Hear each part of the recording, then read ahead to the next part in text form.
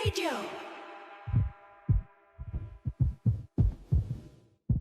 Ako po si Lexter, 27 years old. Pero ang kwento ko po ay nangyari noong 24 years old ako. Taga Mandaluyong po ako, may trabaho na po sa isang kumpanya sa Makati. Binata pa po ako. Wala din pong girlfriend o nililigawan noong panahon na yon. Hindi ko din po alam noon kung bakit, kung busy ba ako sa trabaho o masaya na ako sa company ng aso kong si Tiffany. Isa po siyang golden retriever, Papa Dudu. Mahilig po ako sa aso pero paisa-isa lang po ang pag-aalaga ko kasi hindi ko din po kaya pag marami. Nag-aalaga lang ako uli pag nawawala na ang mga fur babies ko. Kaya po si Tiffany ay pangatlong aso ko pa lamang. Nasa bahay lang po si Tiffany at hindi po nakakulong sa cage at lalong hindi po nakatali. Naturuan ko naman po siya kung saan niya gagawin ang mga pagbabawas niya. Papakainin ko po siya bago umalis sa umaga at papakainin ko uli pag uwi ko sa gabi. Meron po akong best friend, kababata ko po siya kaya masasabi kong sobrang close namin. Ang kinakainis ko lang po sa kanya ay masyado siyang alaskador. Siya po si Leonard, mas bata sa akin ng 1 taon. 23 years old lamang siya noon. Gaya ko ay mahilig din sa aso si Leonard at gaya ko ay paisa-isa lang din siyang mag-alaga. May trabaho din po siya at binata din po. Ang alaga po ni Leonard ay isang babaeng chihuahua. Pinangalanan niya naman na Stephanie para daw malapit sa Tiffany. Nakakatawa po kasi parang baliktad kami ng choice ni Leonard. Siya po ang mas malakas, ang personality ay maliit na aso ang alaga at ako na medyo tahimik at mahiyain ay malaking aso ang alaga. Bukod po sa matagal na nga po kaming magkaibigan ay pareho po kaming dog lover, Papa Dudu.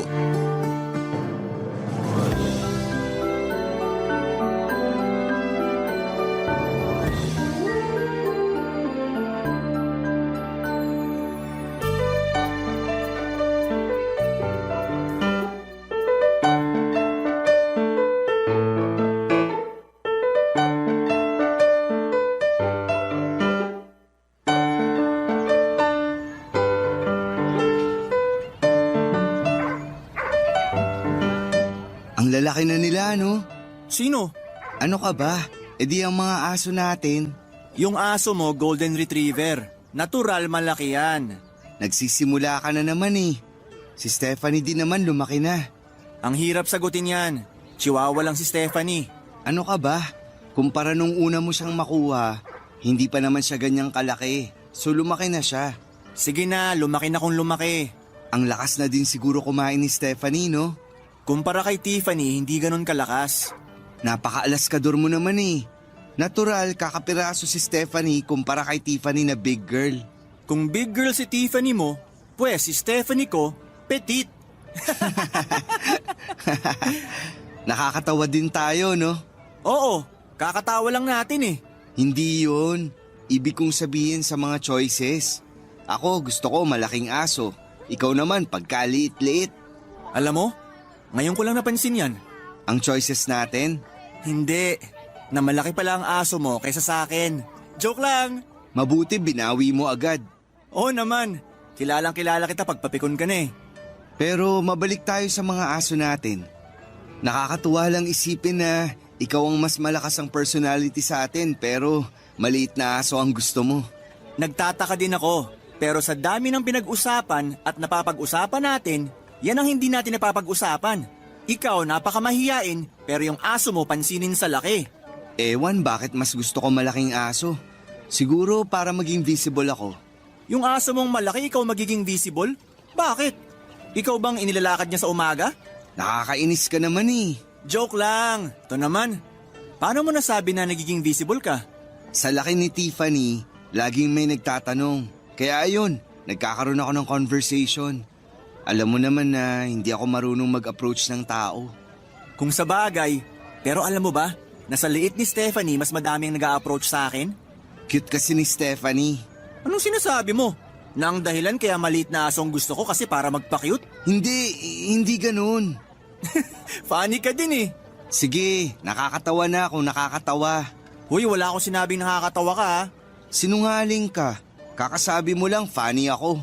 Oo, funny ka. Funny walain. Pero hindi naman sa mayabang tayo ha. Total, tayo lang naman dalawa. Masabi ko lang, may itsura naman tayo pareho. Maganda naman tayo manamit. Hindi matangkad pero may tamang height. Bakit kaya wala pa tayong girlfriend? Nanligaw ka na ba? Hindi pa. Eh ikaw? Hindi din. Kaya... Hindi naman tayo bading. Torpe ba tayo? Ako? Hindi ah. Hindi ka torpe? Hindi ako bading. So torpe ka nga. Ikaw din naman ah. Walang pupuntahan tong usapan na to. Uy, biro lang. O sige na, serious na. Wala ka pa bang nililigawan? Meron na, pero in the process pa lang. Kasi natatakot ka kaya hindi mo pa masimulan manligaw. Ikaw, bakit hindi ka din manligaw? Natatakot ako eh. Bakit yung liligawan mo ba multo? Bahala ka nga. Ang pikon naman na ito. Ganto na lang, unahan tayo magka-girlfriend. Naghahamon ka. Sige, call ako dyan. O sige ah, magkano premyo? Walang pera. Pangit naman na parang pinagpupustahan natin ang babae. O sige, ganto na lang. Kung sinong mas maunang magka-girlfriend, ang mas pogi. Call. Tara na, may pasok pa tayo. Oo nga, tara. Tiffany! Stephanie! Ginawa namin ang usapan, Papa Dudut, pero walang involved na pera. Walang pustahan. Parehong mahihina ang loob namin sa pagka-approach sa babae pag manliligaw na. At least sa usapan namin, nagkaroon kami ng motivation. Kaya nagkakalakas loob kami.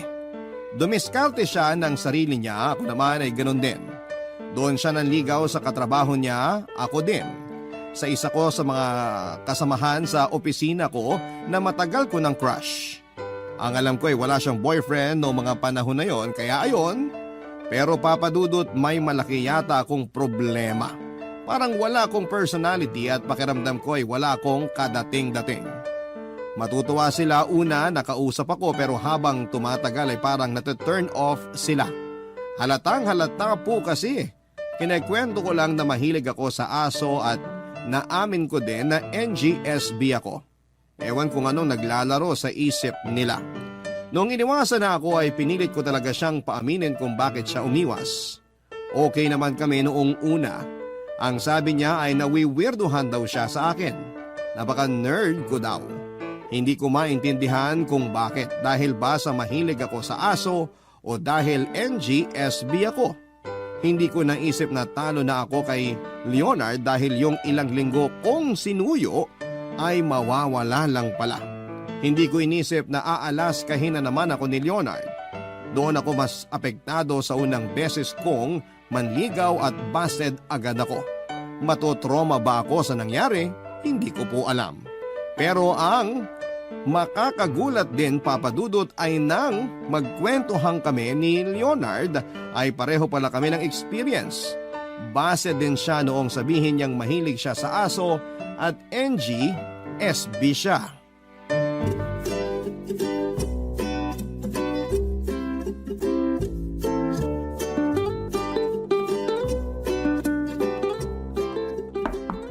Lex! Pasok!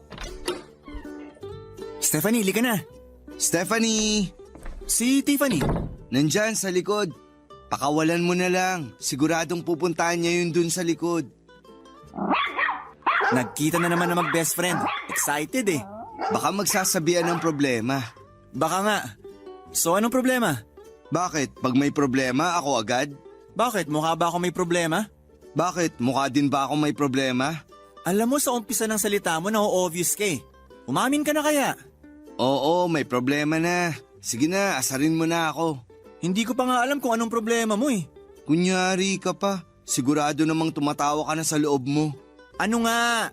Busted ako. Oh, okay na. Tawa na. Hindi ko gagawin yon. Aba, bago yan ah. Kasi, busted din ako eh. Talaga? Ewan? Bakit ganun? Ginalingan ko naman manligaw. Ikaw na yan ha.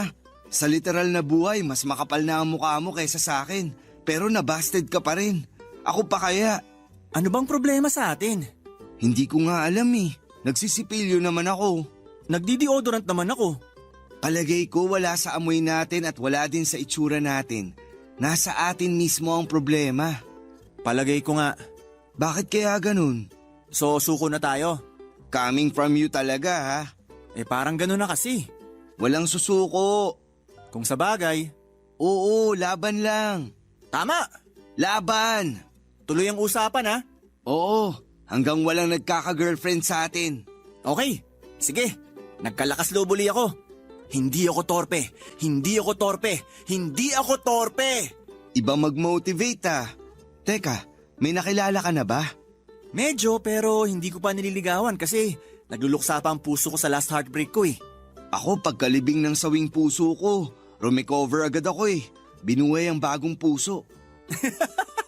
Tumatalinhaga ka na. Siyempre, inspired eh. Sabihin mo na. Ikaw muna. Meron na rin ako nagustuhan kaso nga, nag-iipon pa ako. Ng pera? Ng lakas ng loob. So hindi mo paliligawan. Papatalo ba ako? Siyempre nagbalik ng kapal ng mukha at lakas ng loob ko. Sino yung babaeng yan? Hindi ko muna sasabihin kung sino. Mahirap na. Baka maudlot na naman. Kung sa bagay, ako din pakiramdam ko minamalas ako pag sinasabi ko sa'yo eh. Huwag kang ang ano dyan. First time mo lang nga din ang ligaw eh. Oh, pag ikaw ang binibiro, pikon. Ikaw din naman ah. O siya, magbibigay na lang ako ng hint. Sige, pagtapos mo ako din. Kliyente namin yung kumpanya kung saan siya nagtatrabaho. Kaya ilang beses na din kami nagkasama sa mga meeting. Feeling ko crush niya din ako. Kasi minsan nagkakatinginan kami. Oh, ikaw naman. Ako naman, pinsan siya ng isa sa office mate ko. Parang ganon din. Nagkakangitian kami minsan. Kaya parang ramdam ko na crush niya din ako. Niligawan mo na ba? Bakit ko sasabihin? Pero maganda siya. Yun ding sinasabi kong babae. Maganda at mabait. Niyayabangan mo na ako. Kaya uuwi na kami. Baka gabihin kami. Stephanie! Papadudot, hindi kami masyadong nagpayabangan kasi tulad ko ay parang sobrang inspired din si Leonard doon sa sinasabi niyang babae. Kaya motivated naman kami. Isinantabi ko ang hiya at noong sumunod na nagkita kami ni Catherine, siya yung babaeng sinasabi ko pero tawagin na lang natin siyang Kat. Yun ang nickname niya. 30 years old na po siya noong panahon na yon. Mas matanda po siya ng 6 na taon sa akin. Edad lang naman po yun, ang importante ay mahal namin ang isa't isa. Ayun nga po, nang magkita kami ay naglakas loob ako na tanungin siya na kung pwede ba siyang mayaya na magkape minsan. Papadudod sa sobrang saya ay gusto kong alugin ang opisina namin nang pumayag siya. Hanggang sa nagkita nga kami. Napakabait niya. Nakakahiyang sabihin pero siguro dahil sa edad niya kaya mas madami siyang naituturo sa akin. Kung paano mawawala ang hiya. Papadudot, ayoko na sanang ikwento ang tungkol sa aso ko pero hindi ko maintindihang bagay ay siya na mismo ang nagtanong kung may aso daw ba ako. Una ay alangan akong umamin kasi baka hinuhuli niya lamang ako. Pero dahil mahal ko ang aso kong si Tiffany ay sinabi ko ang totoo na meron. Nagbago ang tibok ng puso ko mula sa kabado ay sumaya nang sabihin niyang mahilig siya sa aso. Pero kahit kailan ay hindi pa daw siya nagkaroon ng sariling aso na aalagaan. Kasi hindi pwede sa bahay nila ang aso dahil ang daddy niya ay may allergy sa balahibo ng aso at pusa. Kaya natutuwa siya at naiinggit sa mga nakakapag-alaga ng aso. Sobrang tuwa ko noon kasi alam kong mamahalin niya si Tiffany pag naging kami. Nakakatuwa po kasi parang may anak na ako at naghahanap ng madrasta na magmamahal sa kanya na parang tunay na anak. Well, technically naman po ay ako ang magulang ni Tiffany at siya ang fur baby ko. Pero ilusyon lang po ng utak ko yon, Papadudot. Hindi pa nga po ako nagsisimulang manligaw eh. Hanggang sa may nalaman ako tungkol kay Kat. Barangay Love Stories. Barangay Love Stories. Bumubuelo ako, Papa Dudut, pero ang tagal kong lapitan ng lakas ng loob. Pero natatakot din ako na baka nakapagsimula na si Leonard at mauna na siyang magka-girlfriend. Dumating si Leonard sa bahay, una ay naiilang akong magtanong kasi baka alaskahin niya ako. Inaantay ko siyang magkwento pero matigas talaga siya. Alam niya kasi na ako na naman ang unang susuko. Hindi ko na kinaya at tinanong ko na siya. Wala talaga akong choice kasi inasar na naman muna niya ako bago siya nagkwento. Pag nakikita naman niya na napipiko na ako, siya naman ang unang sumusuko kaya sasabihin niya din. Ayun nga po, kinuwento niya sa akin na hindi pa din siya nakakapagsimulang manligaw. Nakahinga po ako. Kaya sabi ko sa sarili ko, total nakakapag-usap na kami at lumabas na din ng ilang beses ni Kat kaya manliligaw na talaga ako. Tapos ay tinapig ako ni Leonard at tinanong niya kung nakikinig daw ba ako kasi parang tulala ako. Baka makatunog siya sa bala ko kaya pinakinggan ko ang kwento niya. Kinuwento niya na nakausap niya na daw ang liligawan niya at nakakaramdam siya na may gusto rin ito sa kanya. Kinabahan na naman ako. Tapos tinuloy niya ang kwento niya na mahilig daw sa aso ang babaeng sinasabi niya, Papa Dudut. Mas kinabahan ako. Pero imposible naman ang iniisip ko. Kaya pinatuloy ko sa kanya ang kwento. Sabi niya ay maganda, maputi. Hindi ko na kaya, Papa Dudut. Tinanong ko kung ang pangalan ba ng babaeng sinasabi niya ay Kat. Kitang-kita ko sa mukha niya yung gulat. Saka namin nalaman na iisang babae lang ang gusto naming ligawan. Papa Dudut, pareho kaming mahilig sa aso pero nalaman namin na kaming dalawa pala ay cat lovers.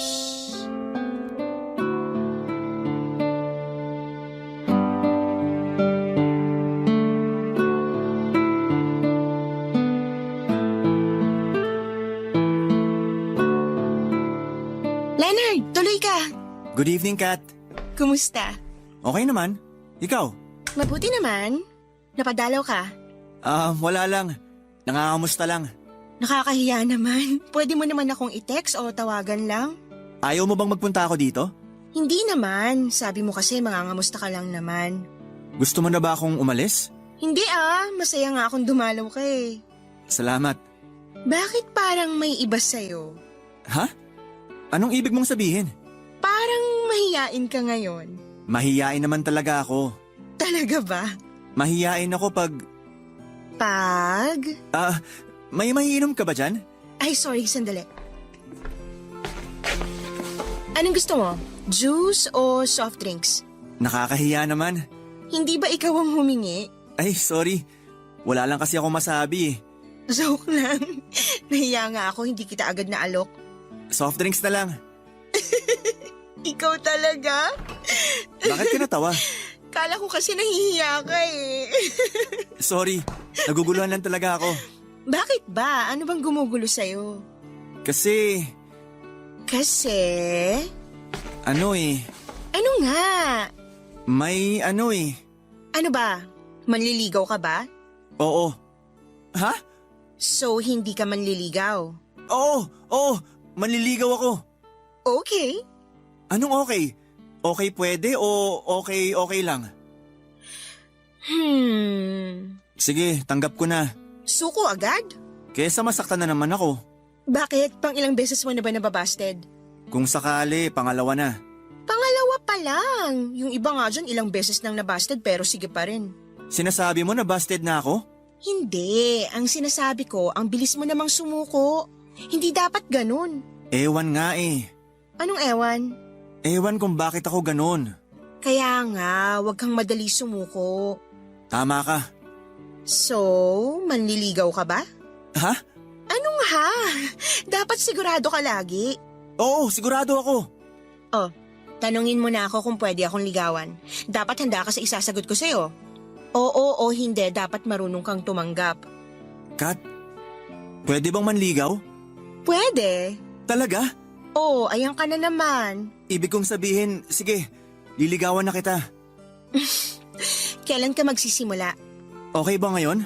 Isagot mo ngayon, huwag mo itanong. Kat, liligawan kita ngayon. Yan, ganyan dapat. Oh, inumin mo na yung soft drinks mo. Salamat.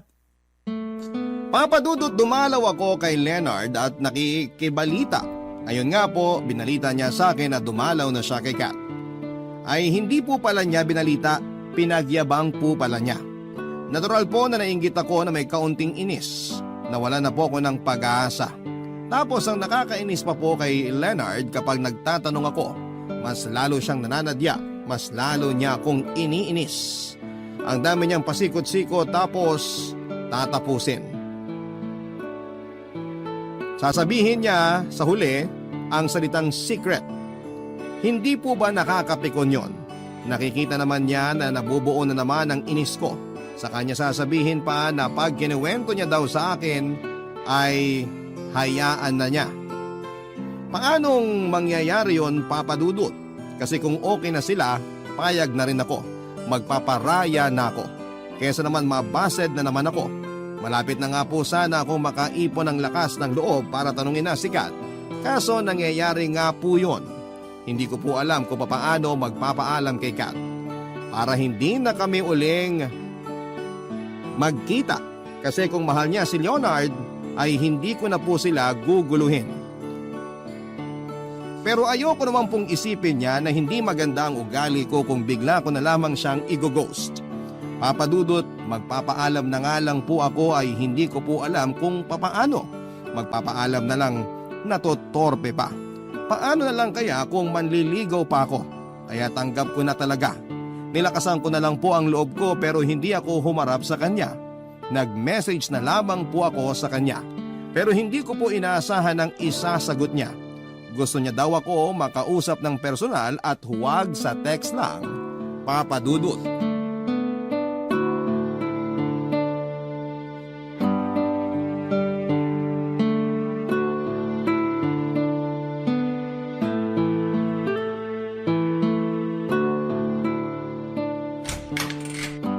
Kat, Lexter, halika, pasok. good evening. Napaka-formal mo naman. Ay, sorry. Saan? Sa pagiging formal. Ganyan ka ba talaga? Ha? Sabi ko, ganyan ka ba talaga? Hindi ko maintindihan. Kalimutan mo na. Teka, ano bang gusto mo? Gusto? Oo, gusto mo. Ha? Anong ha? Anong gusto mong inumin? Inumin. Kahit ano. Umiinom ka ba ng suka? Suka? Sabi mo kasi kahit ano eh. Sorry. Hoy, umayos ka nga, hindi dapat ganyan. Hindi ko maintindihan. Pasensya na ha. Magulo ba ako kausap? Hindi. Ang sinasabi ko, wag kang parang mas hiyang-hiya pa sa makahiya. Dapat hinahon lang, tapos isipin mong sasabihin mo. Oo. Yung sagot mo parang galing sa ilong. Kasi... Kasi natotorpe ka. Ha? Nakailangha ka na ngayong gabi. Hindi pwedeng ganyan. Hindi masamang manligaw. Ang masama, manloko. Naku, hindi ko magagawang manloko. Mabuti. Oh, anong balak mo ngayon? Balak? Ano ka ba? Liligawan mo ba ako o hindi? Huy, gising! Sorry, nabigla lang ako. Labanan mo yan. Dapat attentive ka at may paninindigan ka. Meron ba? Meron. Oh, sagot. Sagot? Yung tanong ko, liligawan mo ba ako o hindi? Ha? Liligawan? O simulan mo na. Paano ba? Since nasabi mo nang liligawan mo ko, dapat simulan mo sa papuri. Pero dapat maging totoo ka ha. Oo. Game. Game? Hoy, nagkakaintindihan ba tayo? Pasensya ka na. Nabibigla lang ako. Hindi nga pwedeng ganyan. Dapat makita ang paninindigan mo. Ganito. Bago ka humarap sa liligawan mo, dapat huminga ka muna ng malalim. Sige. Hingang malalim tapos simulan mo na. Kat, Yes? may nagsabi na ba sa'yo na maganda ka? Ang typical. Isip ka pa. Ano ba? Sige, ganito na lang. Next time mo na lang ako ligawan. Basta dapat lagi kang totoo sa liligawan mo at sa sarili mo. Mabuti pa, magkwentuhan na muna tayo. Sige. Okay, ako na magde-decide. Ha? Anong ide-decide mo? Huwag kang kabahan. Ang sinasabi ko, ako na magde-decide kung anong iinumin mo. Soft drinks na lang. Ah, sige. Salamat. Basta, ayusin mong sarili mo. Huwag kang mahihiya basta totoo ka. Salamat talaga. Mamaya ka na magpasalamat. Wala pa yung soft drinks. Hindi yun. Salamat sa'yo. Kasi binigyan mo ako ng lakas ng loob at pagkakataon. Basta next time, dapat huwag kang matutorpe. Oo, pangako. Oh, eto ng soft drinks mo. Papa Dudut, kahit na hindi po ako nakapanligaw kay Kat, ay napakasaya ko po, Papa Dudut. Kasi binigyan niya ako ng napakalaking pag-asa. Hindi lang yon, kasi po noong gabing yon ay sobrang nagbonding kami ni Kat. Dahil sobrang nakagagaan ng loob ang pagsasama namin. Malakas na ang loob ko sa susunod na pagkikita namin ay liligawan ko na siya. Diretso at walang hiya-hiya. Pag nasimulan ko na yon ay napakalaki na ng chance ko sa kanya at alam kong magiging kami. Papa Dudut, ibig sabihin na niloko lang ako ni Leonard na okay na sila ni Kat. Kaya ayaw ko pong ikwento sa kanya ang gabing yon. Hihintayin ko muna na sagutin ako ni Kat bago ako makipagkita muli sa kanya. Kaibigan ko si Leonard pero dahil may usapan kami ay ayoko pong maunahan niya ako. Ayokong matalo ako sa kanya. Kahit alam kong okay na kami ni Kat ay marami pa din pong pwedeng mangyari. Kaya may takot pa din ako na maungusan ni Leonard. Dahil sa mga napag-usapan namin ni Kat ay buong-buo ang katotohanan na pinasakay lang ako ni Leonard noong sabihin niyang okay na sila ni Kat. Kung kaya niyang magsinungalin ay kaya niya din pong mangagaw. Sa saya, sa dami at sa sarap ng usapan namin ni Kat ay alam kong napakaganda na ng nagiging relasyon namin. Hindi pa bilang girlfriend dahil hindi pa ako nanliligaw pero ramdam kong doon na kami papunta. Kaya naman alam ko sa sarili ko na hindi na makikipagkita si Leonard kay Kat kasi palagay ko ay busted na siya. Pero dahil alaskador nga itong si Leonard ay hahayaan ko na lamang siyang magyabang, Papa Dudut. Pero nagulat po ako sa mga sumunod na nangyari, mga kabarangay. Barangay Love Stories. Barangay Love Stories. Papa Dudut, okay na kami ni Kat pero kahit alam kong niloloko lang ako ni Leonard ay napipikon pa din ako. Kahit alam kong napaka-imposible na mga sinasabi niya tungkol sa kanila ni Kat na kesyo malaki ang chance na maging sila ni Kat. Alam ko naman na kami ang malaki ang chance. Pero magaling talagang mang-inis si Leonard at alam niya kung paano ako iinisin kaya naapektuhan pa din ako. Nung una hinayaan ko lang siya pero hindi siya tumigil. Kaya sinopla ko na siya at ako naman ang nagsinungaling na kami na ni Kat. Pero di gaya ko ay hindi naapektuhan si Leonard sa halip ay tinawanan pa niya ako na mas kinainis ko. Habang tumatagal ang usapan namin ay lalo akong naiinis sa kanya. Pero nilalabanan ko dahil ang nararamdaman ko lang ang pinapansin ko. Hindi ko alam na naiinis na din pala siya sa akin. Hanggang sa uminit ang palitan namin ng salita at nagtaas kaming pareho ng boses. Una, nagulat ako sa mga nangyari pero parang binabaliktad niya ako na ako ang nanloloko at nagyayabang.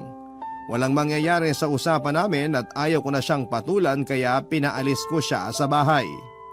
Ewan kung bakit parang alam ng mga aso namin ang mga nangyayari kaya tahol sila ng tahol. At di tumigil hanggang hindi sila nagkakalayo.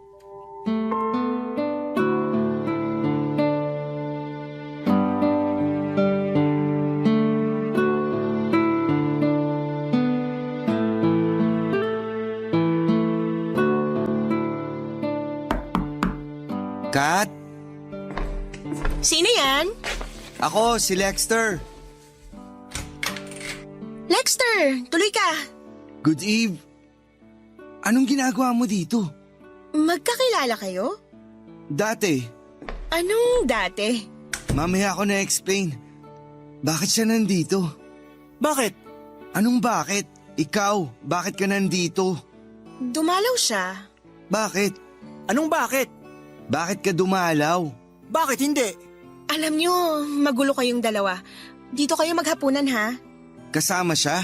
Nauna kaya ako dito? Sandali, liwanagin niyo muna ang dinadaanan ko ha? Madilim eh. Kasi sinungaling siya. Hindi ako sinungaling. Hindi ka lang naniniwala sa sinasabi ko. Paano ako maniniwala? Sinasabi mo na okay na kayo ni Kat. Okay naman kami. O ano? Okay din naman tayo, Lexter. Oh, pahiya ka ano? May hindi ba okay sa pagiging okay nating tatlo? Ha? Sa akin wala. Pasikat ka na naman. Bait-baitan ka eh. Kasi sa'yo hindi okay. Hindi ka kasi sport. Sige, siraan mo ako sa harap ni Kat. Bakit apektado ka? Kasi, totoo. Napaka-alaskador mo talaga eh, no? Baka nakakalimutan nyo na nag-aaway kayo sa bahay ko. Sorry, ito kasi. Sige, magturo ka nang manuno ka. Ikaw ang tinuturo ko. Nuno ka ba? Halimaw ka eh. Mas lalo ka. Nandito ako. Baka pwedeng konting respeto. Sorry, Kat. Sorry. Okay. So, pwede na tayo mag-usap-usap ng maayos? Pasensya ka na. Nabigla lang ako. Pasensya na din. Nabigla lang din ako. Gaya-gaya. Ano? Ha? Kala mo hindi ko narinig? Nadinig mo pala. Bakit tinatanong mo pa? Sino ngayon ang alaskador sa ating dalawa? Doon na lang ako sa kwarto. Katukin nyo na lang ako pag okay na kayo. Sorry, Kat. Kat. Bakit ba kayo nag-aaway? Teka, baka pati ako mapiloso po nyo. Parang alam ko na eh. Magkakilala kayo at pareho kayong nanliligaw. Ibig sabihin, nagseselosan kayo. Oo. Magkaibigan ba kayo? Oo. Tapos nag-aaway kayo dahil sa akin? Oo. So, bad influence ako sa pagkakaibigan nyo. Oo. Hindi. O, bakit kailangan nyo mag-away? Magkaibigan kayo, dapat nga mas nagkakaintindihan kayo.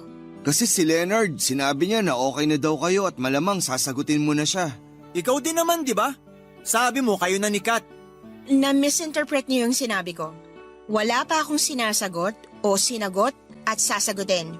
Yung mga sinabi ko sa inyo dahil gusto ko na maging okay kayo. Yung mawala ang katorpihan nyo. Hindi mo pa siya sasagutin? Hindi siyang pinili mo? Saka na natin pag-usapan yan. Sa ngayon, kakain muna tayo tapos magkukwentuhan. Gusto kong makita okay kayo at sa susunod na natin pag-usapan yung panliligaw. Okay ba? Ayaw nyo ba? Gusto. Papadudot iba talagang magsalita si Kat na pag-ayos niya kaming dalawa ni Leonard ng gabing yon.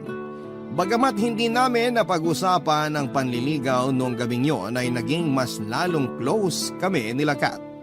Kami po as in kaming tatlo kasama si Leonard. Para siyang guidance counselor at psychiatrist kung magpayo. Naibalik niya yung kung sino kami ni Leonard bilang magkaibigan. Tawanan at kwentuhan ang nangyari buong gabi. Mas nakilala pa namin ang malalim si Kat dahil sa mga kwentuhan namin at palagay ko. Sa daming tanong ni Kat sa amin, sa aming dalawa ni Leonard ay mas nakilala niya din kami.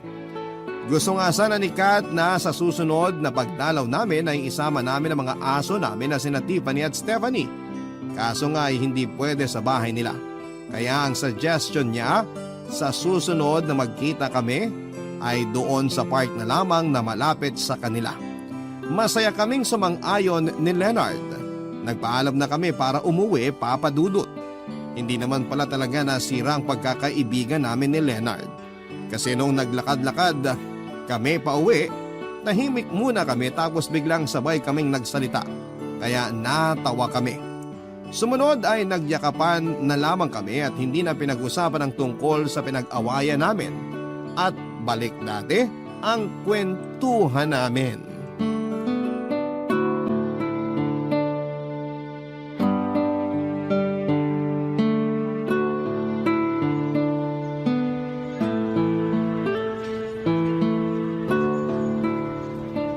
Leonard! Lex! Hi, Tiffany. Oh, go Stephanie! Play na kayo ni Tiffany. Ang saya na naman ng dalawa. Ang tagal nilang hindi nagkita eh. Pati sila nadamay sa katangahan natin. Ay, gumawa ako ng paborito nating egg sandwich. Para may kainin tayo pagdating ni Kat. Sana magustuhan niya. Sigurado magugustuhan niya yan. Pero sakto naman. Bumili ako nitong soft drinks. May dala rin akong baso. Ang galing! Nabasa mo ang nasa isip ko. Lumakas na uli ang signal natin sa isa't isa. Nakakatawa, no? Nagkagalit tayo. Oo nga eh. Alam mo, hindi ko naisip na mangyayari sa atin yun. Ako rin. Pero ang maganda, okay na tayo. At kung sakaling sasagutin na ni Kat ang isa sa atin, dapat okay na okay pa din tayo. Oo nga. Handa ka na ba kung anong desisyon ni Kat? Handa na. Ikaw? Handa na rin. Kung ikaw man ang pipiliin niya, masaya pa rin ako para sa'yo. Ganon din ako kung sakaling ikaw ang pipiliin niya. Bakit ako kinakabahan? Ako rin. Teka, may tubig din akong dala. Magtubig muna tayo. Mabuti pa nga. Parang nanunuyo ang lalamunan ko eh. Eto. Cheers!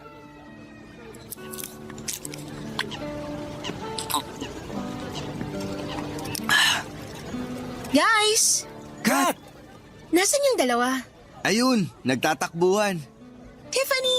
Stephanie! Oh! I love you! O sige, play na muna kayo. Usap lang muna kami ng mga daddy niyo, ha? Kumusta, Kat? Okay naman. Eto, masaya at nakita ko sila Tiffany at Stephanie. Sila Tiffany at Stephanie lang ba ang masayang makita? Sorry, syempre kayo rin. May dala akong egg sandwich. Si Leonard nagdala ng soft drinks. Wow, ang saya naman. Picnic pala to? Oo, para mas mahaba-habang kwentuhan. Speaking of kwentuhan, may pag-uusapan muna tayo. Tungkol saan? Parang kinabahan naman ako. Kasi nakita ko yung alitan nyo kahapon. Ay, okay na kami. kami. Mabuti naman, pero may realization ako kahapon. Bad news ba yan? Huwag nating i-label ang balita ko. Sabihin na lang natin na... clarification. Ano bang kailangang liwanagin? Natutuwa ako na kahit nagkagalit kayo, na ayos at nabalik ang pagkakaibigan nyo. Kaya sana ganun din ang maging outcome ng usapan na to. Kung ano man ang kalabasan, sana walang magbago. Kat, tama ba ang iniisip ko? Magdidesisyon ka na sa kung sino ang pipiliin mo? Ganun na nga. Pangako ko, kung sino man sa amin, hindi magbabagong pagkakaibigan namin ni Lexter. Ako rin. Salamat. Yan naman ang gusto ko, yung mabilis niyong maintindihan ng anumang sitwasyon. Lexter, masaya ako nagkakilala tayo. Masaya ako sa kabaitan mo. Huwag mong iwawala ang magandang ugali mo. Sana maging magkaibigan pa rin tayo. Oo, naiintindihan ko ang desisyon mo. Hangad ko ang kaligayahan niyo ni Leonard. Leonard, nakita ko na responsable ka. Huwag ka lang panghinaan ng loob. Sana ipagpatuloy mong pagiging responsable kung sino man ang makakasama mo sa buhay. Teka, parang tama ba ang pagkakaintindi ko? Ibig bang sabihin, wala kang sinasagot sa amin ni Lexter? Sana maging magkakaibigan pa din tayo. Yung kasama ko sa malalim na pagkakaibigan niyo.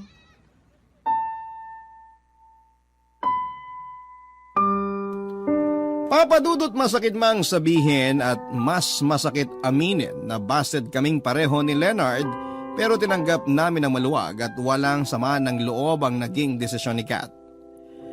Papadudot kahit ganoon ang nangyari ay malaki ang pasasalamat namin ni Leonard kay Kat dahil sa maraming dahilan. Una ay mas tumatag ang pagkakaibigan namin ni Leonard.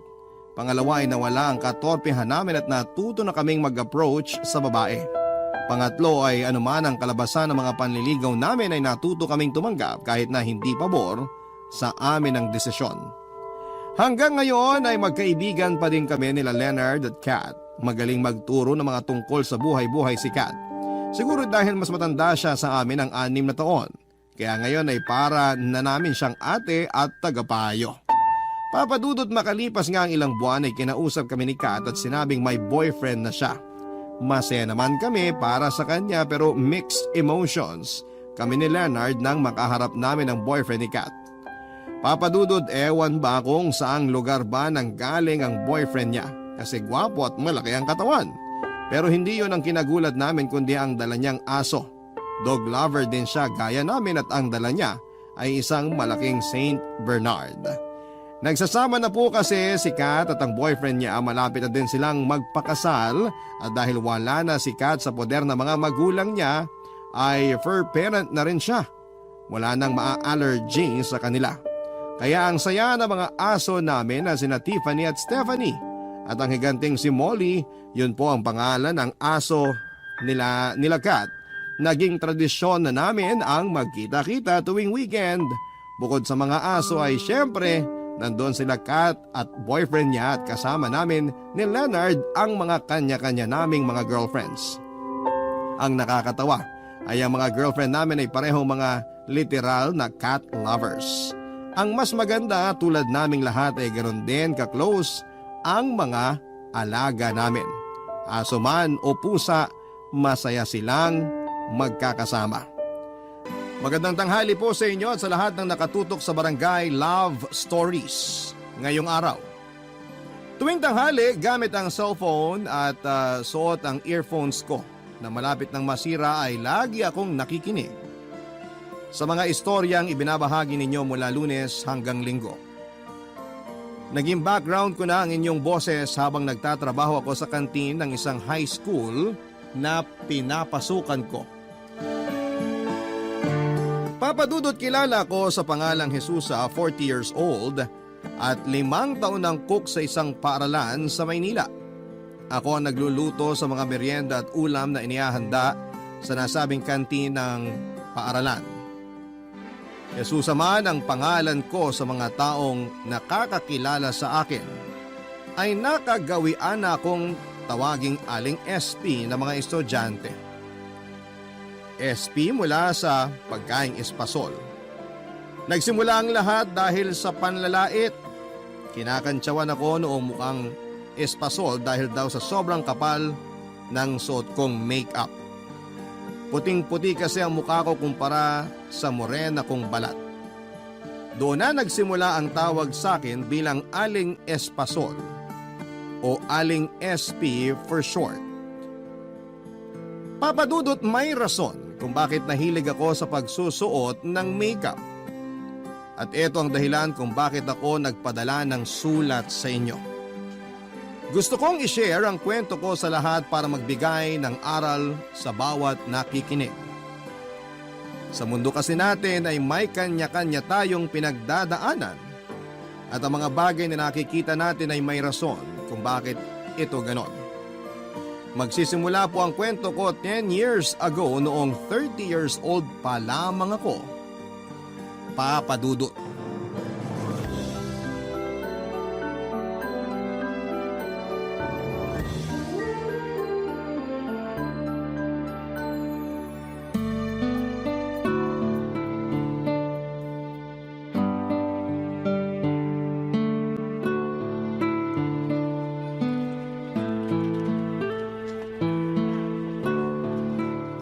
Aling Mildred, magandang araw po sa inyo. Magandang araw din. Pabili po ako. May itlog po ba kayo dyan, tsaka instant noodles? Anong klaseng noodles? Yung chicken po. Pabili po ako isang noodles, tsaka isang itlog. 30 lahat. Ang mahal naman. Aba, mahal na talaga ang mga bilihin ngayon. Anong akala mo sa panahon natin? Dekada 90? Namura pa ang mga paninda? Ang bilis lang kasing tumaas ng mga bilihin ngayon. Hirap humabol. Huwag mong sabihin uutang ka na naman. Wala pa akong buhay na mano, tsaka hindi ka pwedeng umutang dito hanggat hindi pa kayo nakakabayad sa mga naunang inutang ninyo. Hindi po, babayaran ko po to. Eto, pasensya na po, puro barya tong dala ko. 26, 28, 30. Eto po, 30 po lahat yan, pakibilang na lang ulit. Isusupot ko pa ba to? Wag na po, sayang yung plastic. Hahawakan ko na lang. O heto, Salamat po. yung hiniram yung pera sa akin, kailan nyo naman babayaran? Wala pa po akong maipambabayad ngayon eh. Katapusan din po kasi, may iba pa kaming binayaran. Ay naku, Jesusa. 5 buwan na yung utang ninyo sa akin. Hindi pa kasama doon yung mga listahan nyo ng utang dito sa tindahan ko. Puro na lang kayo sa susunod ng sa susunod. Napagod na lang talaga akong maningil. Huwag po kayo mag-alala. Kayo ang una kong babayaran kapag nagkapera po ako. Kailan naman kaya mangyayari yan? Kailangan ko ng eksaktong araw. Hindi ko pa po sigurado eh. Basta maniwala kayo sa akin, magbabayad ako sa inyo. Siguraduhin mo lang yan ha. Kailangan ko yung perang yon dahil may babayaran din ako. Opo, huwag kayong mag-alala. Aling Mildred, may ano ba kayo dyan? May extra ba kayong pera dyan na pwedeng mahiram? Hihiram ka na naman? Wala kang ang pambayad, hihiram ka ulit? Kaya nga po ako hihiram ulit kasi wala akong pambayad. Sabay-sabay ko na lang babayaran lahat sa susunod na buwan. Ay naku, wala akong pera. Tigilan mo ko, Jesusa ha. Mabait akong tao kung sa mabait. Pero masyado nang makapal yung mukha nyo para humiram ulit sa akin gayong hindi pa kayo nakakapagbayad ng utang ninyo. Sige na po. Tambak na po kasi yung bayarin namin sa bahay eh. Wala na ako ibang malapitan, kayo na lang talaga. Ay boss, wag akong lapitan mo. Doon ka sa iba humiram. Ubus na ang awang maibibigay ko sa inyo. Lalo na't palagi kong nakikita yung nanay mo sa sugalan tuwing hapon. Kahit magkano lang po yung maipapahiram nyo. Sige na po. Wala! Lumayas ka na sa harapan ko. Huwag mo akong abalahin. Promise, huling beses na po ito nahihiram ako sa inyo. Bayaran nyo muna yung mga naunang inutang ng pamilya nyo sa akin. Saka kita bibigyan ulit. Anong tingin mo sa akin? Bangko na takbuhan mo kapag walang pera? Kung umasta ka, parang may pinatago kang pera sa akin ah. Pasensya na po talaga. Wala na ba kayong ibang kakilala na pwedeng utangan? Ah, wala! Sabihan mo yung nanay mo na maghanap ng trabaho para magkasilbi naman ang buhay niya. Sige po, salamat na lang po. Pasensya na po kayo. Galing ako sa mahirap na pamilya, Papa Dudut. 7 kaming magkakapatid at pangatlong anak ako ng tatay kong jeepney driver at nanay ko namang sugarol. Nasanay na ako sa gabi-gabing bangayan ng mga magulang ko dahil sa problema namin sa pera. Laging pagod si tatay sa buong araw niyang biyahe samantalang galit naman si nanay dahil karaniwan siyang talo sa tong its. Minsan kapag magulo ang buhay at ang bahay namin ay lumalabas ako at tumatambay sa basketball court malapit sa barangay namin. Lagi ko pong pinagmamasdan ang kalangitan. Nangangarap na balang araw ay maranasan ko ring magkaroon ng magandang buhay. Papa Dudut, ilan sa mga kapatid ko ay may sari-sarili ng buhay. Ang iba sa kanila ay maagang nagkaroon ng pamilya. Sa katunayan nga ay may 5 na akong pamangkin ngayon. Habang lumalaki ang pamilya namin ay sumasabay naman ang mga lalong paghihirap namin sa buhay. Wala akong tinapos, Papa Dudut, at dahil dito ay wala rin akong magandang trabaho. Kulang na kulang ang barya-baryang sweldo ko sa pagiging street sweeper ko noon sa dami ng gastusin sa bahay. Ito ang naging rason kung kaya nagkaroon ako ng maraming utang, Papa Dudut. Sa kabila ng kahirapan ay hindi pa rin naman ako nawalan ng pag-asa. Patuloy pa rin ang pangangarap ko sa buhay na inaasam-asam ko. Hawak-hawak ang walis at daspan ay araw-araw kong hinaharap ang mga pagsubok na dumarating sa buhay ko. Nananalangin na balang araw ay makatagpo din ako ng Prince Charming na magsasalba sa akin.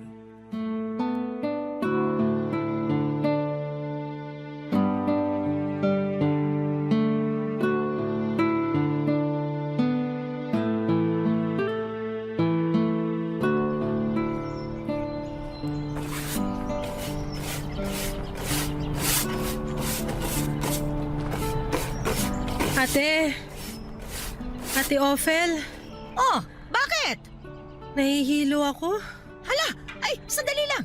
Oh, umupo ka muna. Doon tayo sa may sidewalk. Magpahinga ka muna rito, ha? Ano bang nararamdaman mo? Bigla na lang ako nang hina eh. Kumain ka ba ng agahan? Oo, Nilagyan ko ng kanin yung kape ko kaninang umaga. Yun na yung agahan mo? Oo. Wala naman kaming pambili ng ulam eh. Kaya naglalagay na lang ako ng kanin sa kape ko tuwing umaga. Kaya naman pala nanghihina ka eh. Walang laman ng sikmura mo. Gusto mo ba ng biskwit? May biskwit ako rito sa bag ko. Wag na. Magpapahinga lang ako saglit bago ako magwalis ulit. Umuwi ka na lang kung masama ang pakiramdam mo. Ako nang bahala dito. Hindi pwede. Sayang yung sasahurin ko. Kapag umabsent ako ngayon, wala kaming uulamin maamayang gabi. Ay siya, sige, ikaw ang bahala. Pero magpahinga ka muna dyan, ha? Bigla lang sigurong kumalam yung sikmura ko nung nakakita ako ng supot ng hamburger na nakakalat dyan sa tabi. Tatawa-tawa ka pa dyan. Tingnan mo nga yung sarili mo, oh. Butot balat ka na. Hindi ka na yata kumakain eh. Kumakain naman ako. Nang ano? Nang kanin na hinalo sa kape. Oo, masarap kaya yun. Alam mo kung anong ipinagtataka ko? Ano? Yung ibang tao, ayaw kumain ng kanin kapag nagda-diet kasi raw tataba sila. Pero bakit ako? Puro kanin naman laman ng tiyan ko pero hindi naman ako tumataba. Kasi walang protina yung katawan mo.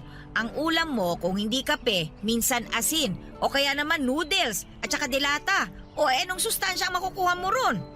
Wala kaming pambili ng ulam eh. Isang beses sa isang linggo lang ata kami nakakatikim ng maayos na ulam. Ang laki kasi ng pamilya ninyo eh. Mabuti ako, 2 lang ang binubuhay ko. Kaya eto, kahit papano, hindi ko sila napapabayaan. Ang malas natin, no? Ipinanganak tayong mahirap.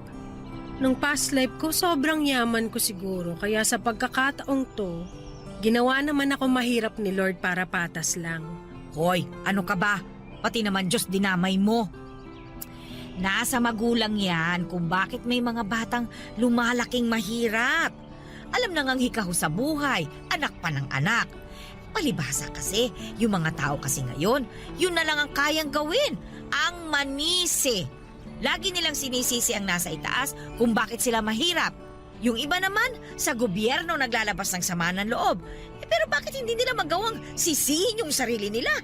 Sinasabi mo ba na kasalanan ng tao kung bakit sila mahirap? Bakit? Hindi ba? Alam mo, kasi ako, aminado ako na kasalanan ko kung bakit ganito ang buhay ko ngayon. Hindi ko sineryoso yung pag-aaral ko eh. Wala akong natapos. Maaga din akong lumande. Imbis na maghanap ako ng trabaho, mas pinili kong isang walang kwentang lalaki na bumuntis sa akin ng 2 beses tsaka ako iniwan. Kaya sabihin mo, bakit ko sisisihin ng ibang tao na mahirap ako? Kung wala naman akong ginawa para ayusin ang buhay ko. Bakit ako? Hindi ako nakapagtapos kasi walang pampaaral sa akin ng pamilya ko. Wala akong magandang trabaho kasi wala akong maipakitang diploma. Hindi naman ako tamad. Hindi naman ako gastador. Hindi naman ako maarte. Pero bakit mahirap pa rin ako? Kaya nga sinabi kong kasalanan ng magulang yan. Oo, siguro walang problema sa'yo, pero sa pamilya mo, meron. Ilan ba kayong magkakapatid? 7, hindi ba? Nanay mo, sugarol. Tapos yung tatay mo, dating manginginom. Ano pa bang kalalabasan yan? 1 tasa ng kape at 3 kutsara ng kanin na panlaman tiyan. Ay, Tama ako ano? oo, tama ka nga. Pero tatanggapin na lang ba natin yon? Na hanggang ganito na lang tayo? Siyempre hindi. Kaya nga tayo nagtatrabaho eh. Pero kung gusto talaga nating umangat ang buhay natin, gawa natin ang paraan. Maghanap tayo ng mga bagay na magpapaangat sa atin. Huwag lang tayong mangarap. Tuparin natin yung pangarap na yon.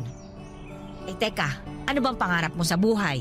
Siyempre gusto kong yumaman. Yun naman pala eh. Gawan mo ng paraan. Nakikita mo ba yung puno dyan sa likuran mo? Oo, bakit? Isipin mo na yan ang pangarap mo. Kung pinapangarap mo lang na akyatin yan, abay walang mangyayari. Pero kung tatayo ka riyan, lalapitan mo yan at saka susubukan mong akyatin, may tsansa na maakyat mo. Kung maghahanap ka ng hagdan para mas mapadali ang pag-akyat mo, pwede rin naman. Ganon ang mangarap. Hindi lang puro sa isip. Maghanap at gumawa ka ng paraan. Isa sa puso ko yung mga sinabi mo sa akin. Huwag kang mag-alala. Abay dapat lang. Sana balang araw, makuha rin natin yung mga pinapangarap natin. Yun lang ang meron ako noon, Papa Dudut. Mga pangarap na hindi ko naman sigurado kung may tsansang matupad dahil sa estado ng buhay namin. Mula nga sa pagiging street sweeper ay nakahanap ako ng trabaho bilang tagahugas ng pinggan sa isang karinderya. Doon na po ako natutong magluto, Papa Dudut. Si Aling Celia na nagmamay-ari ng karinderyang pinasukan ko ang nagsilbing guro ko. Nagsimula ang lahat noong nagkasakit ang isa sa mga tagaluto ni Aling Celia. Mula sa paghuhugas ng pinggan ay napag-utusan akong maghiwa ng mga ricados. Kalaunan ay pinaharap niya ako sa kalan para magluto ng tinola. Sa mga sumunod na araw ay iba't ibang putahe na ang pinapahawak niya sa akin. Para nga akong nag-aaral sa culinary school dahil marami akong natutunan mula kay Aling Celia. Simula noon ay ginawa na niya akong tagapagluto niya. Mas tumas din ang natatanggap kong sahod dahil doon, Papa Dudut. Enjoy na enjoy ako noon sa trabaho ko.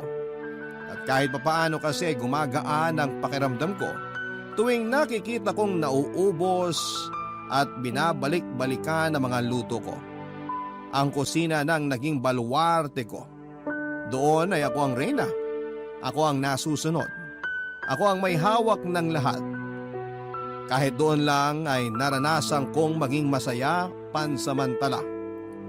Sa karinderyang yon ay nakilala ko si Dondi, Papa Dudut. Siya ang lalaking nagpabago sa takbo ng buhay ko. Barangay Love Stories. Barangay Love Stories. Isang construction worker si Dondi, Papa Dudut. May pinapatayo noong building malapit sa karinderya namin at isa siya sa mga laborer nito. Una ko siyang nakita noong minsang magpahinga ako sa harap ng karinderya matapos ang lunchtime. Nakatayo siya sa di kalayuan sa amin, hawak-hawak ang sigarilyo habang nagpapahangin. Unang tingin ko pa lamang sa kanya ay naakit na kaagad ako sa itsura ni Dondi. Matipuno ang katawan dahil yon ang kanilang puhunan sa trabaho. Matangkad siya, makapalang kilay na tumugma sa bilugan niyang mga mata. Sunog ang kanyang balat dahil araw-araw siyang nasa initan, pero para sa akin ay mas nakadagdag sa kanyang kakisigan ng kulay ng balat niya. Hanggang sulyap lang ako kay Dondi noon. Wala naman din akong kumpiyansa sa sarili para makipagkilala kahit na crush ko siya. Halos araw-araw siya noong tumatambay malapit sa amin para lamang makisindi ng yosi. Meron kasing matandang babae na nagtitinda ng sigarilyo at tubig malapit sa karinderya at doon laging nakapwesto si Dondi kapag nagpapahinga. Tuwing nangyayari yon ay pasimple naman akong sumisilip sa kanya. Para nga po akong teenager na kinikilig tuwing nakikita ko siya, Papa Dudut. Hanggang isang hapon, paubos na ang tinda naming ulam, dong biglang pumasok sa karinderya si Dondi para kumain. Umigtad ang puso ko, Papa Dudut, noong nakita ko na sa malapitan ng lalaking dati ay sinusulyapan ko lamang, Papa Dudut.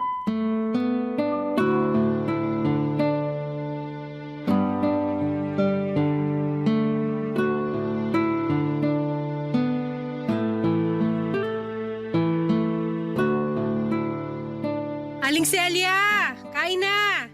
Nahihanda ko na yung pagkain natin. Nasaan na yun? Naku, nakipag-chismisan na naman siguro sa kabilang tindahan. Aling Celia, mauna na akong kumain. Bahala ka dyan. Mauna na akong kumain, baka mamaya may customer na namang dumating. Knock-knock, bukas pa ba kayo? Opo sir, kakain po kayo? Oo sana. May ulam pa ba? Meron pa po. Dito po, pili po kayo.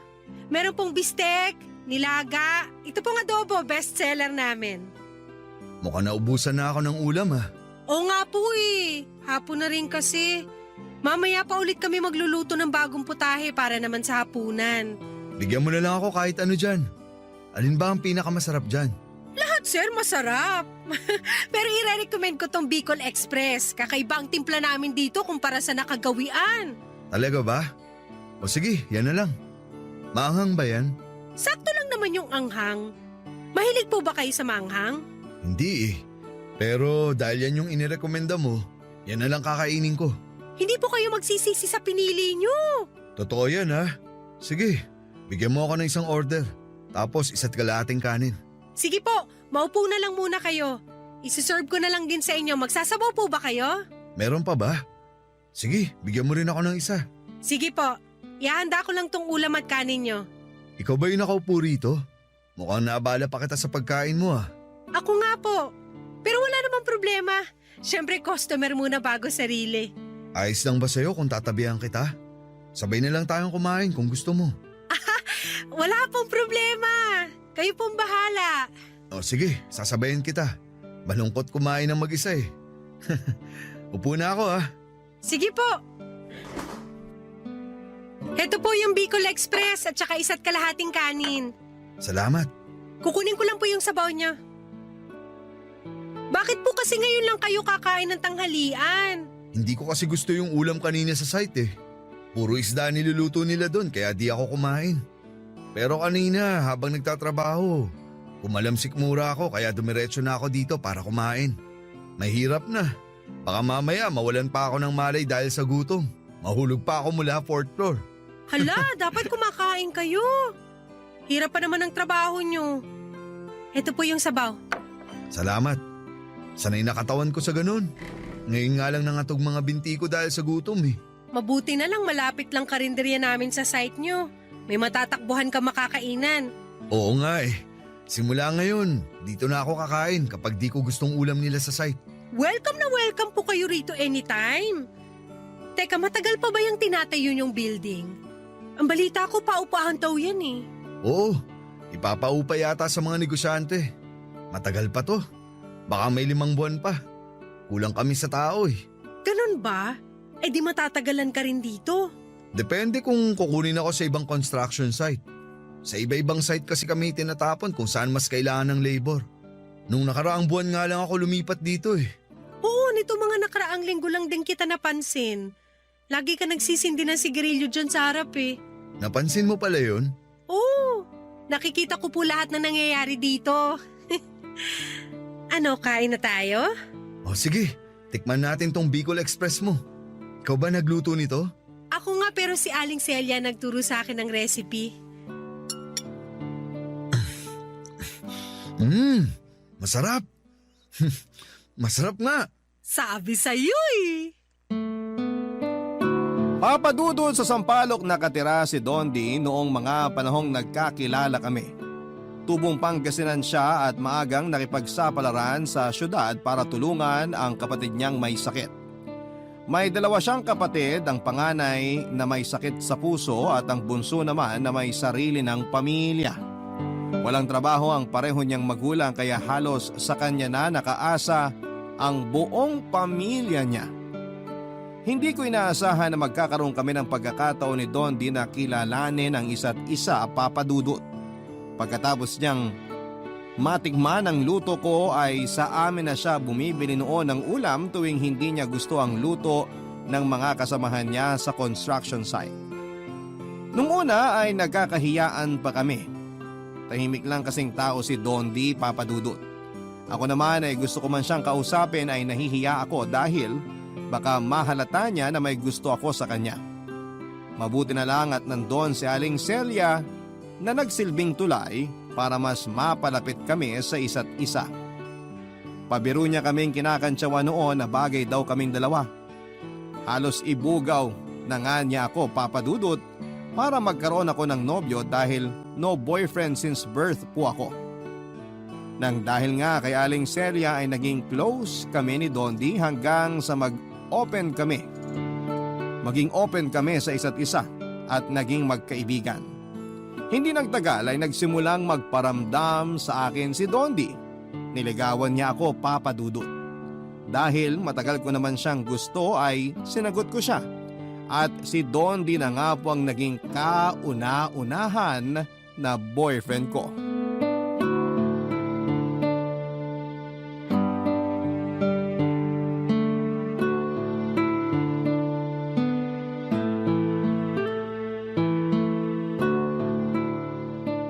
Dondi, Wow, Jesusa. natigilan ka dyan. Wala ka bang sasabihin? Magsalita ka naman.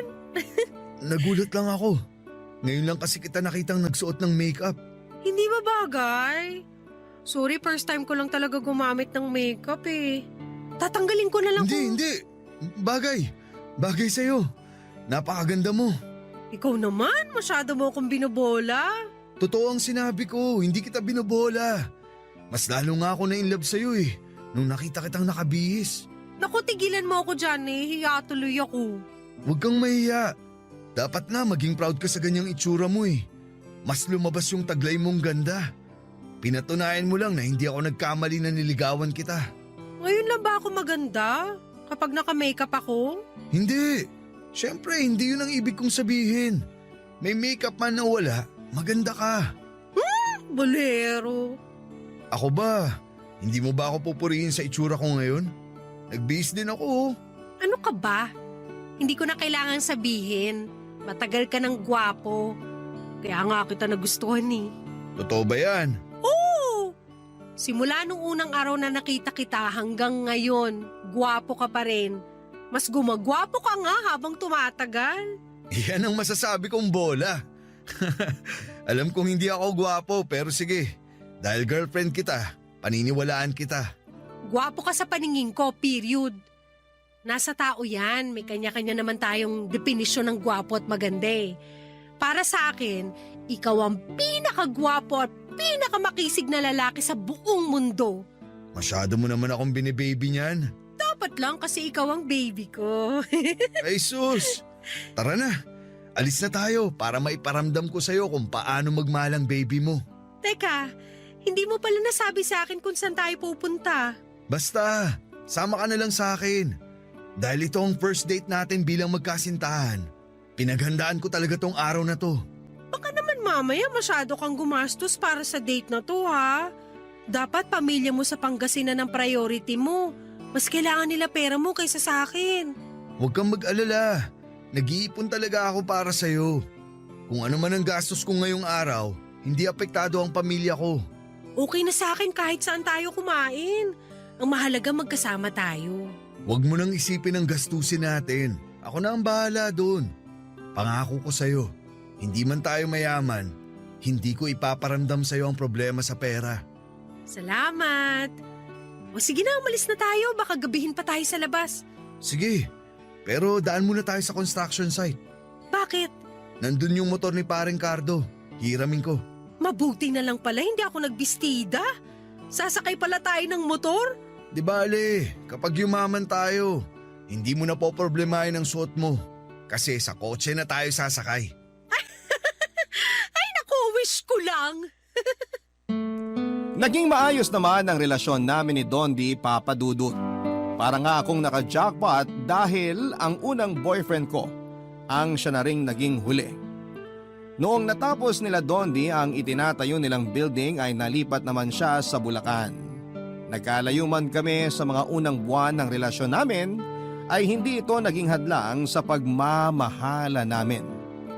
Nagkaroon kami ng tinatawag na long distance relationship. Pero kahit ganoon ay nalampasan namin ito. Lagi noong tumatawag sa akin si Dondi kapag tapos na siya sa kanyang trabaho para kumustahin ako at para na rin ikwento kung paano ang naging takbo ng araw niya. Araw-araw niya akong ina-update dahilan kaya sobra-sobra ang tiwala ko sa kanya.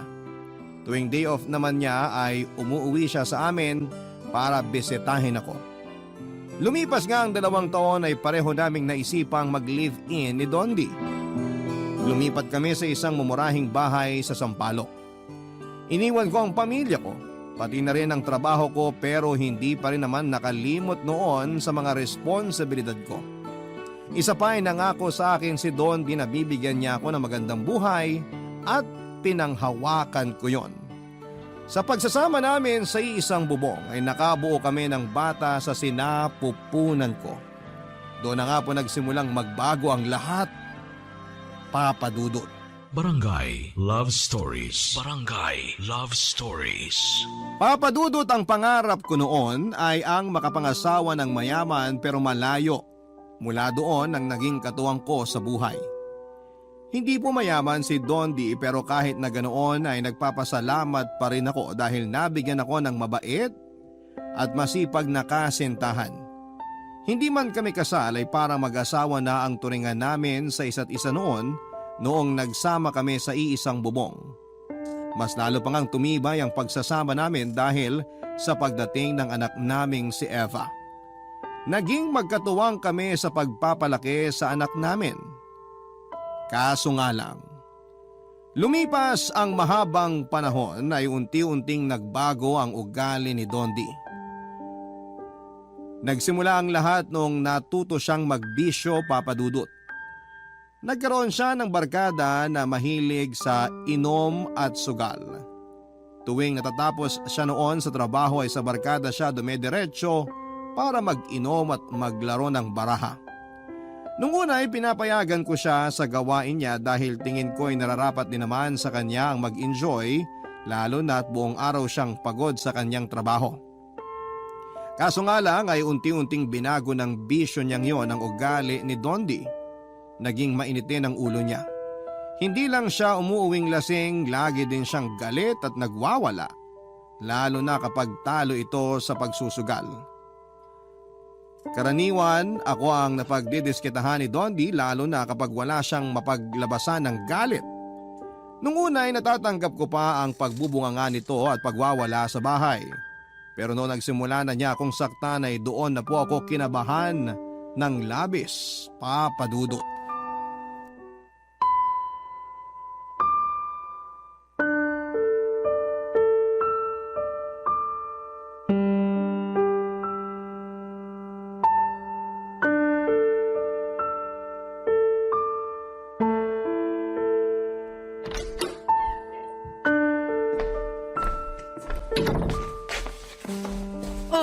Nandiyan ka na pala. Mabuti naman naisip mo pang umuwi. Akala ko doon ka na matutulog sa inuman niyo eh. Anong oras na ba? 11:00 na ng gabi. Kanina ka pa namin hinihintay ng anak mo. Bakit nyo kasi ako hinihintay? Alam nyo naman na tuwing sahod, kina parang Elias ako dumediretso. Paano hindi ka namin hihintayin? Wala kami pambili ng ulam. Mas inuna mo pa yung mga kumpare mo kaysa sa amin ang anak mo. Imbis na sa pagkain mo ibili ang sweldo mo, winaldas mo pa sa alak. Ano pong pakialam mo? Pera ko to. Gagastusin ko to kahit saan ko gusto. Eh paano naman kami? Saan kami kukuha ng panggastos ng anak mo? Tandaan mo, Dondi, pinatigil mo ko sa pagtatrabaho. Nangako ka sa akin na ikaw ang bubuhay sa amin. Naniwala ako doon, tapos ano tong pinaggagawa mo ngayon? Kung hindi inom, sugal? Kung gusto mo pala magbuhay binata, sana hindi ka muna bumuo ng pamilya. Ang dami mong sinasabi. E di sana umutang ka muna ng pagkain sa labas para may makain kayo. Di mo kasi ginagamit yung kokote mo eh. Siyempre, yun na nga mismo yung ginawa ko. Kasi ayoko makitang anak ko nagugutom. Pasalamat ka, mabait si Aling Huling. Kahit marami na tayong utang sa kanya, nagpapautang pa rin siya. Sabihan mo yung huling na yan. Babayaran ko lahat ng utang natin sa kanya. Huwag siyang mag-alala ka mo. Ganyan na lang palagi. Oh, bakit? Bawal na ba ako magsaya ngayon? Sa pag-inom at paglalaro na nga lang ako sumasaya eh. Ipagbabawal mo pa sa akin? Matapos ko magtrabaho ng buong maghapon, babawalan mo ako magsaya? Hindi kita pinagbabawalan, pero sana naman. Isipin mo rin kami ng anak mo. Nagsasaya ka doon kasama ng mga kaibigan mo tapos kami nandito, naghihintay, nagugutom? Lahat na lang ba sa akin mo iaasa? Dondi naman! Sino ba dito ang padre de pamilya? Hindi ba ikaw? Saan kami kukuha ng panggastos? Sa lupa? Huwag mo nga akong tinatasan ng boses. Kung makapagsalita ka, alam mo dami mong nagagawa sa pamilyang to eh. E palamunin ka lang din naman dito. Pareho kayo ng anak mo. Ah, talaga? Sige, ikaw ang mag-alaga ng anak mo. mo dito sa bahay, ako ang maghahanap buhay! Kapal ang mukha mong isumbat sa akin yung pagtatrabaho mo, wala ka naman na ibibigay para dito sa bahay? Anong sabi mo? Wala akong ibinibigay? Bakit meron ba? Yung bayad natin sa upa, 2 buwan na tayong sinisingil ng may-ari. Malapit na naman ang bayaran. May maibibigay ka na bang pambayad? Oh, tingnan mo! Babayaran ko lahat yan kapag nagkapera ako! Para kang sirang plaka!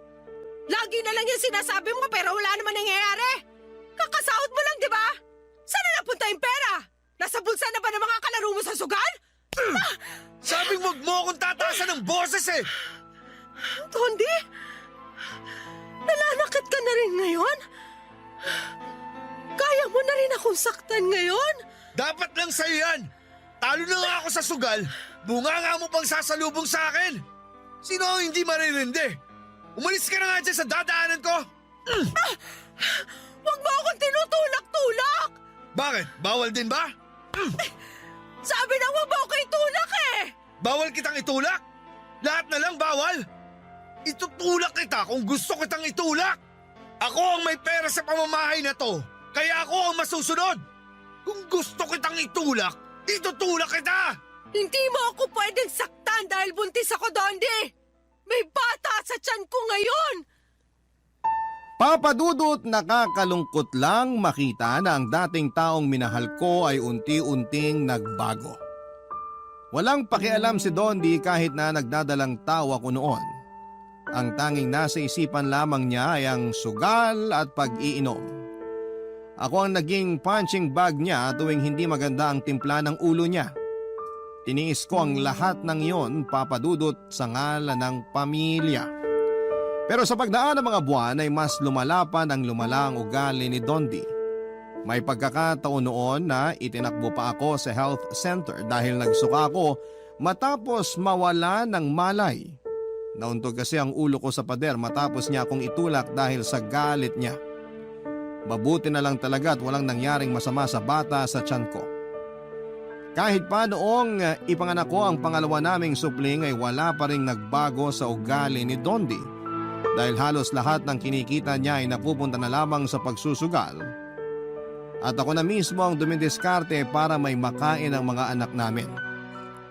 Pumasok ako sa isang kantin sa paaralan malapit sa amin at mabuti na lamang at may kakilala si Aling Celia na nagtatrabaho doon kaya mabilis akong nakapasok bilang tagaluto ng ulam. Kaso nga lang, Papa Dudut, maraming estudyante ang nakakapansin noon sa mga pasa at sugat sa mukha ko. Hanggang sa isang teacher ang nagsabi sa akin na kailangan ko raw itago ang mga pasa sa mukha ko dahil hindi ito magandang ehemplo sa mga batang nakakakita. Ang ginawa ko na lamang ay nagsuot ako ng makapal na makeup hanggang sa maitago nito ang mga sugat at pasa ko, Papa Dudut. Halos araw-araw na ganon ang naging buhay ko noon. Binubugbog sa gabi at tuwing umaga naman ay binibigyan ko ng oras ang paglalagay ng makeup para lamang maitago ang mga iniwang galos ni Dondi sa mukha ko. Doon na po ako nagsimulang makilala sa eskwelahan bilang Aling SP. Mukha raw kasi akong espasol sa sobrang puti ng mukha ko na hindi umaayon sa morena kong balat. Hindi ko na lamang pinapansin ang mga pangangantsaw nila sa akin noon, katulad ng hindi ko pag-inda sa pananakit sa akin ni Dondi. Taon ang tiniis ko sa ganong klase ng buhay ko hanggang sa isang araw ay hindi ko na talaga ito nakayanan pa, Papa Dudut.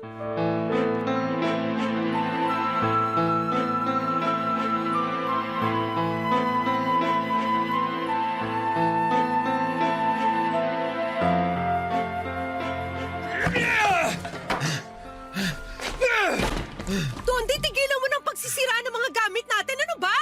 Buiset! Mga inayupa kayong lahat! Ano na naman bang ikinaiinit ang ulo mo ngayon? Wala kayong silbi! Lahat kayo walang kwenta! Dondi, tumigil ka na nga! Gabi na nakakaya sa mga kapitbahay natin. Wala akong pakialam! Lasing ka na naman ba? Umalis ka sa harapan ko kung ayaw mong madamay dito! Bakit? Anong gagawin mo sa akin? Bubugbugin mo ulit ako? Binabalaan kita, Jesusa! Huwag mo nang dagdagan tong galit ko! Lagi ka namang nakakainom. Paglalasing-lasing ka tapos uuwi kang galit. Wala na nga tayong pera, maninira ka pa ng gamit. Buisit naman oh! Umalis ka nga dito! Naalibad-baran ako sa pagmumukha mo! Ikaw nga lumayas dito! Kung gusto mo magwala, doon ka sa labas! Sabayan mong tumahol yung mga aso, pare-pareho kayong perwisyo! Anong sabi mo? Gusto mo bang mamatay, ha? Dondi! Busalan kita sa bitawan mo bunga ako! dyan eh! Ano? Hindi ako makahinga! Anong niya ka? Demonyo! Nagtatapang-tapangan ka dyan! Akala mo naman uubra ka sa akin! Pare-pareho lang kayo! Lumayas ka dito! Pinapalis mo ko? Gusto mo na ba talagang mamatay? Halika nga rito! Dondi, huwag ka lalapit sa akin! Matagal na ako nagtitimpi sa yung babae ka! Puro bunganga mo na lang naririnig ko! Tama na, Dondi! Huwag mo kong iyakan dyan! Matapang ka, di ba? Lumaban ka! Saan ka pupunta, ha? Tama na! Huwag ka na lumapit sa akin! Dondi, tama na! Bitiwan mo ako! Hindi! Bitiwan mo ako! Tattalin mo na ako! Tama na! Tumigil ka na! Pagod na ako! Pagod na ako sa'yo! Nakita mo tong boting to? Ha? Sige, lapitan mo ako! Lumapit ka sa akin! Gigilitan kita sa leeg para matapos ang paghihirap ko! Sige, gawin mo! Kaya mo ba, ha? Huwag ka na lapit sa amin! Hindi ako nagbibiro! Papatayin mo ako! Sige, patayin mo ako! Etong leg ko! Gilitan mo ako! Sige, ano?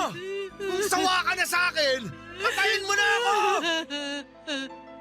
Puro ka salita! Makatulog na nga! Bit-bit ang dalawang anak ay nilayasan namin si Dondi ng gabing yon, Papa Dudut. Bumalik ako sa mga magulang ko at doon naghanap ng suporta. Mabuti na lamang at kahit hirap ay tinanggap pa rin nila ako sa pamamahay nila. Pagkatapos ng nangyari ay sinubukan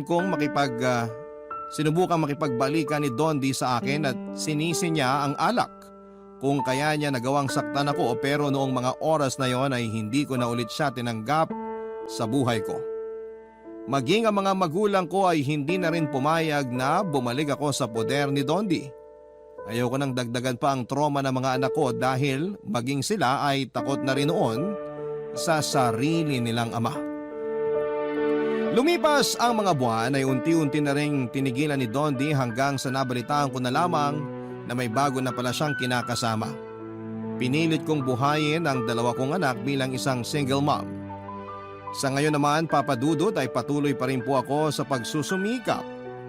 Wala pa rin nagbago sa buhay ko pero masasabi kong maayos na ang lagay naming mag-iina dahil wala nang taong umaabuso sa amin. Masaya ako na matapos ang napakahabang panahon ay tuluyan ko nang tinigilan ang paglalagay ng makapal na makeup sa mukha ko dahil wala na akong kailangang pang itago. Hanggang ngayon ay patuloy pa rin ang pagtawag sa akin ng mga estudyante bilang Aling SP. Yun na kasi ang nakasanayang tawag sa akin ng nakakarami na minana nila sa mga naunang estudyante na unang nagbansag sa akin noon. Hindi ko na lamang ito minasama dahil alam ko namang hindi nila alam kung ano ang punot dulo ng pangalang yon.